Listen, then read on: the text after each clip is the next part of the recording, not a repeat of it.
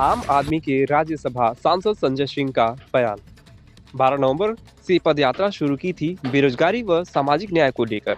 UP का हर वर्ग बेरोजगारी से परेशान है। 13 दिन की यात्रा में कई संगठनों के लोगों से मुलाकात हुई। प्रयागराज विश्वविद्यालय के छात्रों ने भी अपना समर्थन दिया है। यूपी में असल मुद्दों पर कोई बात नहीं होती है। सरकारी स्कूल बंद हो रहे हैं, पेपर लीक हो रहे हैं, छात्रों पर लाठीचार्ज किया जा रहा है। बीजेपी असली मुद्दों को दबाने का काम कर रही है। दलितों के साथ अत्याचार हो रहा है, मुसलमानों के खिलाफ नफरत फैला रही है, व्यापारियों की दुकानें तोड़ी जा रही हैं। 8 चरणों में पदयात्रा निकाली जाएगी।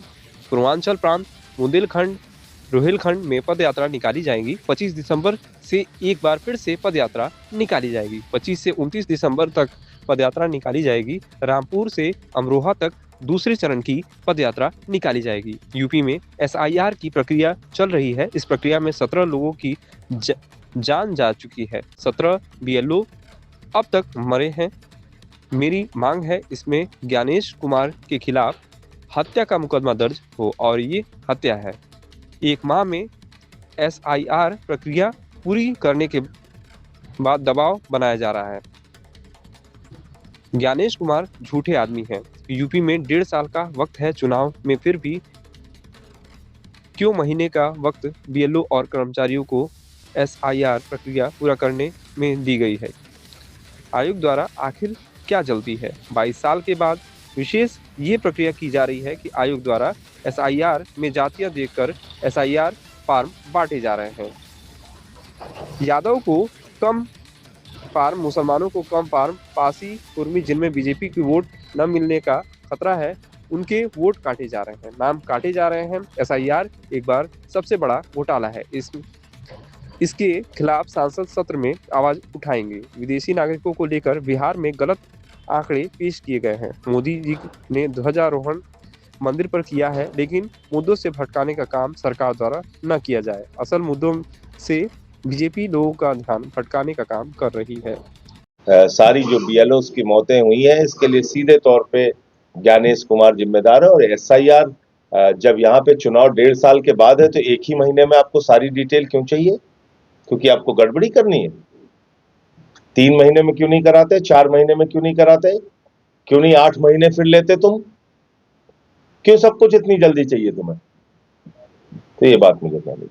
प्रधानमंत्री अयोध्या पहुंचे हैं, जो भगवा कलर लगाया है, वही कहा कि जो पहले अयोध्या था, आप अयोध्या में जमीन आसमान का फर्क।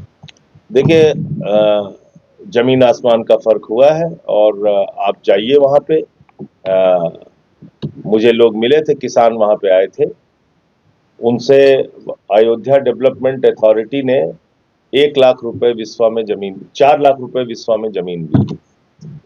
और वही जमीन लोढ़ा बिल्डर 1 करोड़ 80 लाख रुपए में बेच रहा है। ट्रस्ट ने 45 लाख रुपए विश्वा जमीन दी और ADA ने, अयोध्या डेवलपमेंट अथॉरिटी ने 5 लाख रुपए विश्वा जमीन दी। वहां आप धर्म के नाम पे धंधा कर रहे हैं और हर बार आप ऐसा काम करते हैं जिससे आपकी नीयत पे सवाल उठता है। प्रभु श्री राम के मंदिर का शिलान्यास हुआ, योगी जी गए, उनके साथ आनंदीबेन जी गई, राज्यपाल गई। मोदी जी गए तो उनके साथ भागवत जी गए। भागवत जी कहां के राज्यपाल हैं? मोहन भागवत जी क्या है, किस संवैधानिक पद पे हैं? वो मेघालय के राज्यपाल हैं, अरुणाचल के हैं, मणिपुर के हैं। कहां के राज्यपाल हैं? किस अधिकार से गए वो? उनके साथ तत्कालीन राष्ट्रपति श्री रामनाथ कोविंद जी नहीं गए, क्योंकि वो दलित समुदाय से थे। फिर मंदिर का उद्घाटन हुआ, योगी जी गए, उनके साथ फिर आनंदीबेन पटेल गई, मोदी जी गए, फिर भागवत जी गए। मौजूदा राष्ट्रपति श्रीमती द्रौपदी मुर्मू जी नहीं गई, क्योंकि आदिवासी समाज से। आप ध्वजारोहण करने आप आए, आप ध्वज फहराने आए हैं, आप फिर महामहिम राष्ट्रपति को आपने आमंत्रित नहीं किया। तो ये भेदभाव क्यों है भाई? एक पासी समाज से वहां के सांसद हैं, वो भी दलित समाज से हैं, उनको भी आपने नहीं बुलाया। तो आपने टेंडर ले रखा है क्या हिंदू धर्म का? आपको ठेका मिला है? तो इसलिए ध्वजारोहण करने आप आ रहे हैं, तो आप बताइए कि आप क्या कर रहे हैं इस प्रदेश के लिए, इस देश के लिए। आप तो नौजवानों को कहते हैं गोबर से रोजगार मिल जाएगा तुमको। जिन जिन लोगों का घर तोड़ रहे हैं वो हिंदू नहीं है, जो पेपर लीक से परेशान है, जिनको लाठियों से पीटते हैं आप, वो हिंदू नहीं है। तो इसलिए ये आप ध्वजारोहण करिए, बहुत अच्छी बात है, लेकिन असली मुद्दों से ध्यान भटकाने की ये जो कोशिशें होती रहती हैं बीच बीच में, ये चालाकी भी हम लोग खूब समझते हैं।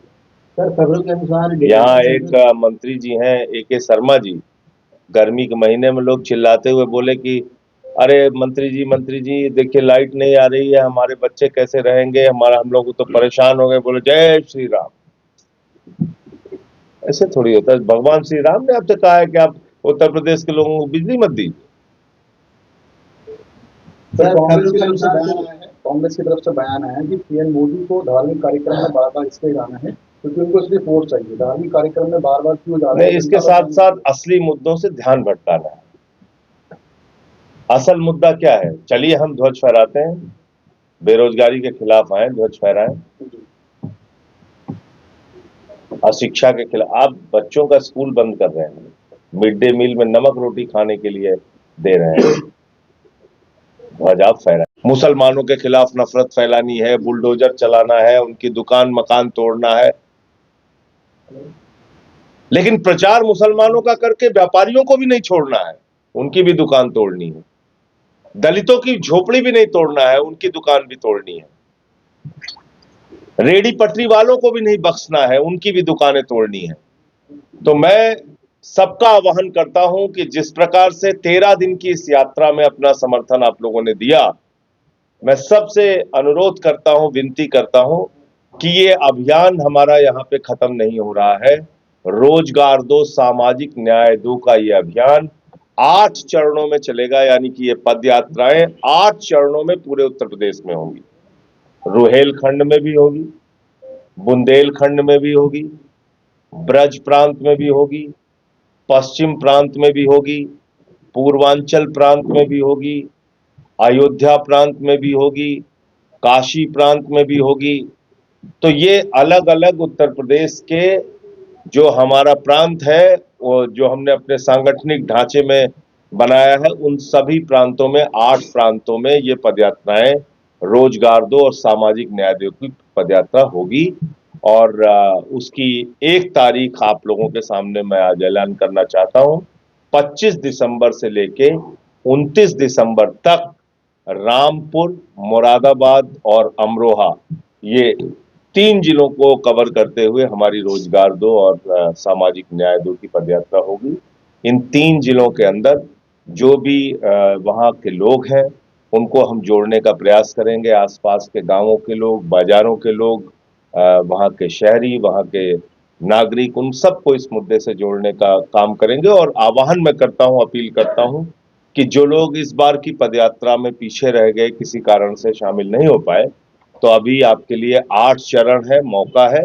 और अब अगला मौका जो है आपके लिए वो 25 दिसंबर से 29 दिसंबर तक है, उसमें आप शामिल होइए। और उसके लिए भी जो हमारा मिस्ड कॉल नंबर है 750004 0004 750004 इस नंबर पर आप मिस्ड कॉल देके अगली यात्रा के लिए 25 दिसंबर से लेके 29 दिसंबर तक जो यात्रा चलनी है, उस यात्रा के लिए अपना नाम पंजीकृत करा सकते हैं, रजिस्टर करा सकते हैं। कई लोग तो यात्रा में मिस्ड कॉल नंबर के माध्यम से जुड़े, यानी कि उन्होंने मिस्ड कॉल दिया, हमारे ऑफिस से कॉल गई और वो लोग जुड़े। कई लोगों ने, मैंने देखा कि सोशल मीडिया पे इसका बहुत सपोर्ट किया, सोशल मीडिया को बहुत अच्छा समर्थन उन्होंने अपना सोशल मीडिया पे पोस्ट वगैरह डाल के दिया, तो मैं उन सबका आभारी हूं। तो अगली जो यात्रा है वो हमारी 25 दिसंबर से 29 दिसंबर तक रामपुर से अमरोहा तक चलेगी। और इस यात्रा से जुड़ने के लिए मिस्ड कॉल नंबर हमारा है 750004 0004। तो इस यात्रा में सब लोग जुड़े, ऐसा मैं अपील करता हूं। अब एक बहुत ही गंभीर और महत्वपूर्ण विषय है जिस पे आपसे बात करनी थी। एसआईआर चल रहा है उत्तर प्रदेश में और देश के कई राज्यों में, और इन